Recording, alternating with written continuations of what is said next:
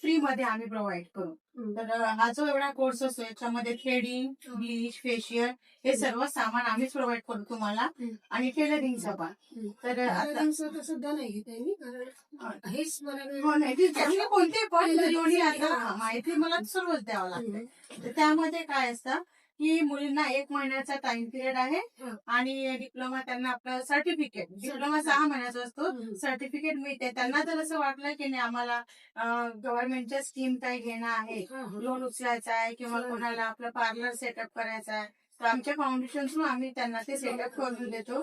लोनही provide होतो आणि plus त्यांना सर्टिफिकेशन झालं ते माहित पडेल. गव्हर्नमेंट इंडिया मिनिस्ट्री MSME ची मान्यता आहे. तर हा जो आहे यासोबतच एक मार्क लिस्ट पण असते ही यासाठी की जेणेकरून तुमचं थिअरी व्यवस्थित आहे का, प्रॅक्टिकल व्यवस्थित आहे का हे तुम्हाला दिलं जाते. मी प्रायव्हेट मध्ये पण हे सगळं शिकवते मुलींना. मी प्रायव्हेट जेव्हा घेते ना क्लासेस आणि सामान वगैरे सर्व इथूनच प्रोव्हाइड होतं. आणि आतापर्यंत किती स्टुडंट तुम्ही शिकवले असतील? पार्लरच्या माझ्या कमीत कमी 250 ते 300 स्टुडंट झाले. 250 ते 300 आतापर्यंत. म्हणजे असं प्रायव्हेट सेल. आणि याच्या आधी कधी इथे क्लासेस घेतले का तुम्ही गव्हर्नमेंटचे? त्याला आता नवीन नवीन जेव्हा मी माझे पार्लर सुरू केलं होतं तेव्हा घेतले ते. तर इथे आता त्यांचं नाव पण मला येऊन राहिलं, त्यांच्याकडे घेतले होते मी शॉर्ट कोर्स म्हणजे. त्यांनी म्हणजे त्यांना पण वगैरे असं पण नाही, मला मी 1.5 महिना तिथे काम केलं होतं. अच्छा. म्हणजे 45 दिवसाचा तो कोर्स होता. अच्छा स्कीम मध्ये काम केलेलं आहे. एक्सपिरियन्स 2 तास मी क्लासेस घ्यायची. तुमच्याकडे जे आता विद्यार्थी शिकलेले आहेत त्यामधून असं कोणी आहे की ज्याने पार्लर सेटअप केलं? वणीमध्येच छोट्यामध्ये एक मोठं पार्लर अच्छा. म्हणजे तुमच्या थ्रू कोणीतरी त्यावर स्टँड झालेला आहे. वणीमध्ये असं कमीत कमी 7 ते 8 पार्लर चालत आहे शिकवलेलं आणि बाहेर गावाला पण आहे. बाहेर गावाला तर आता नागपूरला आहे, माझी मुंबईला आहे, पनवेलला, पुष्कळपुरीला शिकवले मी. पण आता वणीमध्ये एक शहरामध्ये आहे गजरे म्हणून आहे, त्यांचं पण पार्लर आहे चांगलं मोठं, माझ्यापेक्षा चांगलं पार्लर आहे. आता मला तुमचं एक ओपिनियन सांगा की ज्या आजच्या मुली आहेत त्याने ब्युटी पार्लर करायला पाहिजे याबद्दल तुम्हाला काय सांगायचं? करायलाच पाहिजे, कारण आता BA MA केलेल्या पोरी पण खाली आहे. शॉप मध्ये नोकरी केली तर 4-5 हजारच्या शिवाय मिळत नाही, आणि ह्या कामामध्ये इंटरेस्ट असला चांगलं नाही काम होऊ शकत. म्हणजे एक त्यांना एज्युकेशन तर पाहिजे, स्किल महत्वाचं आहे. स्किल मस्त.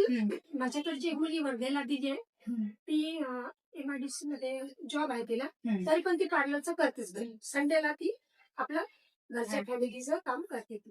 आणि आता तुमचं एज मिनिमम किती असेल आता? माझं 63 रनिंग आहे. 63 रनिंग आहे.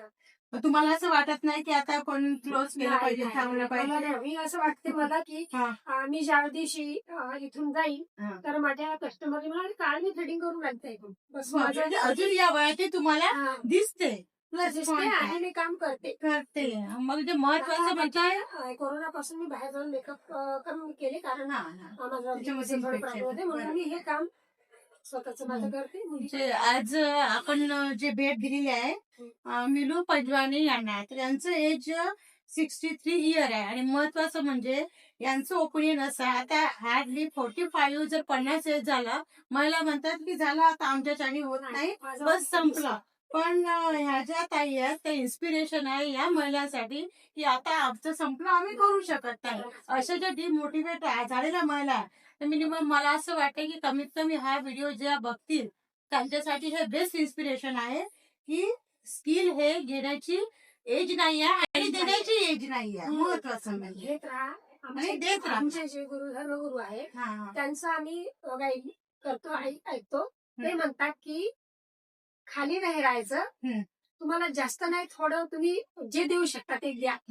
तर मी दुसरं काही दान नाही करत, पण माझ्या क्लासमध्ये एक मुलगी 3 मध्ये करते मी, कारण तेवढंच दान मी देऊ शकते, बाकी काही नाही करू शकत, माझी काही हस्ती नाहीये. पण मला ते वाटते की माझ्याकडे ज्या मुली येतात मी त्या गरजू पाहूनच घेते, खरं सांगते. आता काय मोठ्या श्रीमंतांना तेवढी काही आवड नसते ना, असली तरी फक्त तात्पुरते करतात. पण ज्या मुली करून दाखवतात ना, मला त्याची बरं. ठीक आहे. तर आज आपण या ताईंना भेट दिली.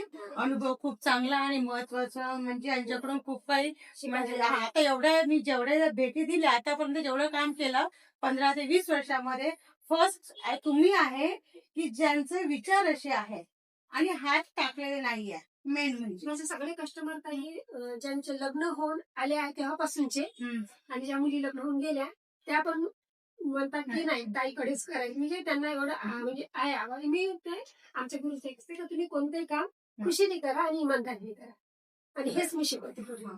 आणि माझं असं राहील की प्रथम प्रायोरिटी आपण यांना ताईंना दिली पाहिजे. तसं तर समोर भेटी देणार का आम्हाला? तुम्हाला ऍडव्हान्स कोर्स वाले पाहिजे असेल हा. तर तुम्ही शहरामध्ये आता आहे माझी स्टुडंट आहे हसबे म्हणून, अच्छा. तिने पुन्हा ऍडव्हान्स कोर्स केले आहे आणि खूप चांगलं काम तिचं कार्य जॉबिंग पण मिस केलं, अजून ते दुसरं टाकायची इच्छा करत आहे.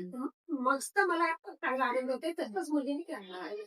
त्याच्या मिस्टरचे काही दिवसासाठी काम बंद होतं तर त्यांनी आपल्या फॅमिलीला सपोर्ट केला आहे. तर आता आम्ही अंगणवाडी सेविका आणि आशा वर्कर यांना भेटी देणार आहे आणि त्यांना तुमचा कॉन्टॅक्ट नंबर आम्ही देऊन देऊ. म्हणजे कसं आम्ही इथून गेलो इथं आम्ही प्रॉपरली इथे राहत नाही ना, त्यामुळे काय होते की तुमच्याशी त्या कॉन्टॅक्ट करत राहतील. ठीक आहे. धन्यवाद तुम्ही एवढा वेळ काय दिल्याबद्दल. नाही, तुमचा धन्यवाद. तुम्ही माझ्या घरी आल्या काय कोणत्या याच्याने